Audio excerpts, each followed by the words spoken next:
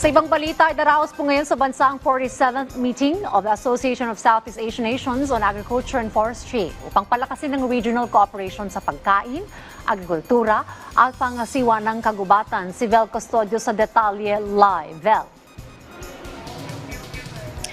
Rise and Shine Diana, host ang Pilipinas sa 47th meeting on the ASEAN Ministers on Agriculture and Forestry na gaganapin dito sa Pasay City.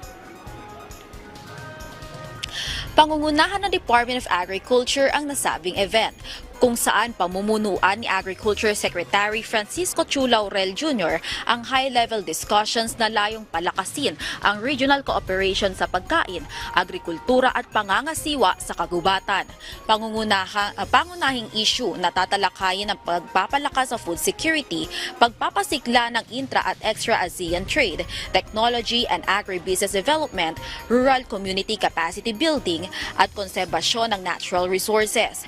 Present din ang Department of Environment and Natural Resources sa pagpupulong. Bubuo din ng bagong roadmap ang AMAF na magsisilbing gabay sa mga pulisiya ng agrikultura at kagubatan sa susunod na 10 taon. Bukod sa 47th AMAF meeting, kasabay din sa event ng 25th AMAF Plus 3 meeting kasama ang China, Japan at South Korea at ang 2nd ASEAN-Japan Ministers Meeting on Agriculture and Forestry.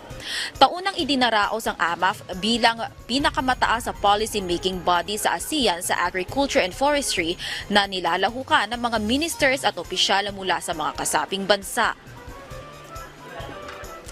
Dayan, kasama rin sa agenda mamaya ang epekto ng climate change sa Southeast Asian nation, ang pagiging climate resilient and sustainability. Mahalaga ito para sa bansa natin na prone sa kalamidad. At batay nga sa huling tala ng Department of Agriculture, halos 2 billion na ang naiwang pinsala sa agrikultura ng mga nagdaang bagyo noong nakaraang linggo. Balik sa iyo, Dayan. Maraming salamat, Vel Custodio.